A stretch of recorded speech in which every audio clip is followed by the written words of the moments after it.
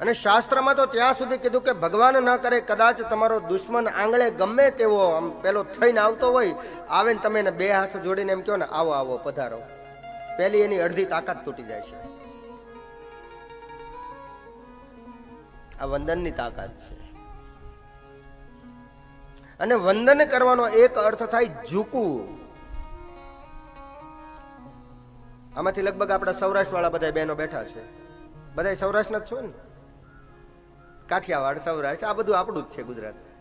અને એમાં જે મોટી ઉંમરની મહિલાઓ છે એને ખબર હતી કે આપણા સમયની અંદર કુવેથી પાણી લાવતા.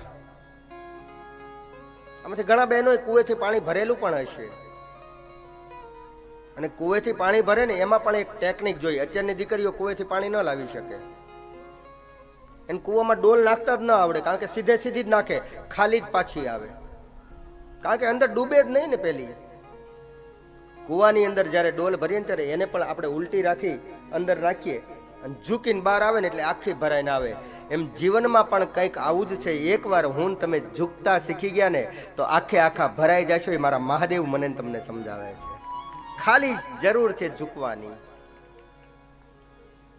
ઝૂકવું કેમ બાપુ? તમારે વાતું કરવી છે. કોક હામો આવે તો આમ બાયું ચડાવીએ, એની બોલાય મારી હામું. ઝૂકતા શીખો, વંદન કરતા શીખો. અને વંદનની તાકાત શિવ મહાપુરાણમાં બહુ મોટી વ્યાખ્યા બતાવી છે.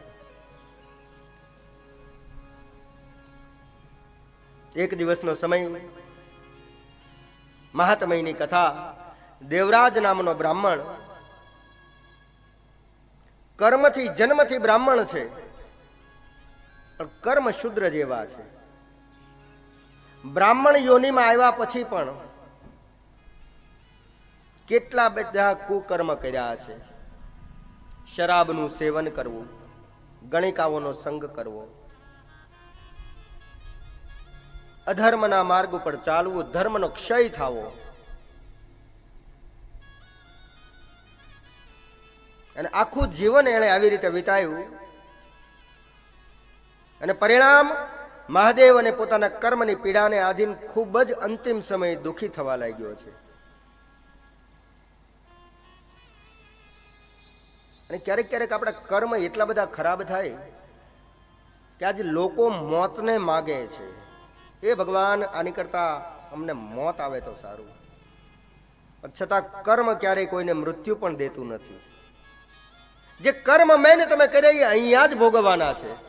એ ભોગવવા માટે ઘણા લોકો એવું સમજે કે ઉપર નર્ક. નહીં, સાવધાન, નર્ક ઉપર છે નહીં, નર્ક આ છે.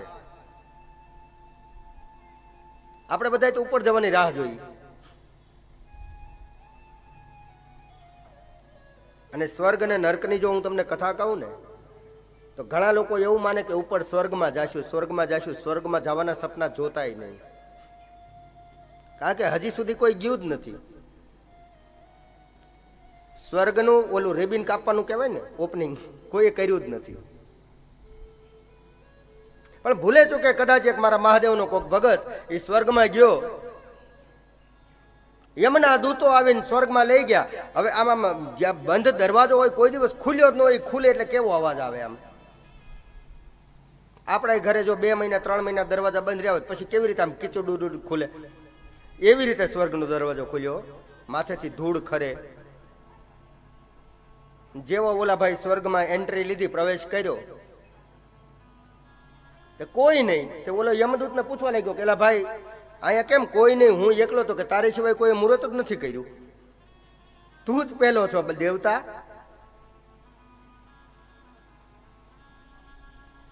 બોલે મેં તો સાંભળ્યું તું ઘણી વખત કથાયુમાં કે નરસિંહ મહેતા સ્વર્ગમાં ગયા, મીરાબાઈ સ્વર્ગમાં ગયા, બોડાળો સ્વર્ગમાં. બોલે નહીં, એ બધા નરકમાં છે.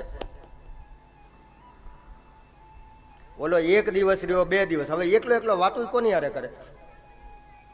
વળી પાછા યમદૂતને બોલાવ્યા કે આમ આવો, આમ આવો, ઓલા બધા છે ત્યાં લઈ જાઓ, મને નર્કમાં લઈ જાઓ. તો ખરેખર નર્ક જોવા ગયો તો આ દરેક જે સંતો છે એ બધા નર્કમાં હતા. હવે આપણને બધા નવીન લાગે કે આ બાપુ શું કહે છે, પણ ખરેખર સત્ય છે, એ બધા નર્કમાં હતા. નરસિંહ મહેતા પણ નર્કમાં હતો, મીરાબાઈ નર્કમાં હતી, સુદામો નર્કમાં હતો, બોડાણો નર્કમાં હતો, જ્ઞાનેશ્વર નર્કમાં હતો. ભારતના જેટલા સંતો છે એ બધા નર્કમાં હતા. નર્કમાં એ શું કરતા હતા ખ્યાલ છે તમને? જેટલા જેટલા કર્મની પીડિત થઈ અને ઉપર જે દેવતા ગયા હતા ને, એ દરેક જે દુઃખી જીવો હતા ને, એ દરેક દુઃખી જીવોની સેવા એ મારા ભારતના સાધુડાઓ કરતા હતા. કારણ કે સાધુનું તો કર્મ જ આ છે. સ્વર્ગ નર્કની ચિંતા કરે એ સાધુ નહીં, કેવલ જગતની કલ્યાણ કરે, જગતની સારી ભાવના રાખે એ સાધુ. આપણા કર્મ એવા બનાવીએ કે જ્યાં છીએ ને ત્યાં સ્વર્ગ બની જાય, પણ આપણે આપણા કર્મથી જ્યાં છીએ ત્યાં નર્ક બનાવી દીધું છે.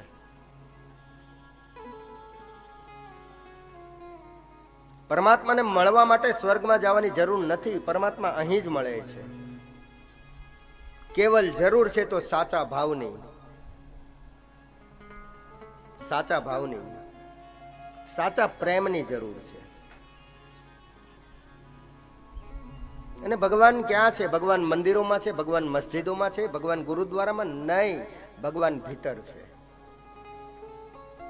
હા, એક મનુષ્યનો ટેવ જ એવી પડી ગઈ છે, પાડોશીના ઘરે શું શાક બન્યું ને એ આપણને ખબર હોય, પણ આપણા ઘરમાં શું ચાલે ને એની ખબર ન હોય.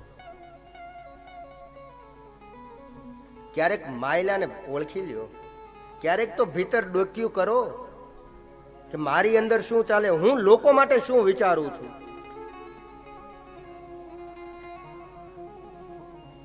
ભીતરમાં કોઈ જોતું નથી. રામચરિત માનસમાં લખવું પડ્યું, તુલસીની ચોપાઈ, સુંદર મજાનો શબ્દ છે.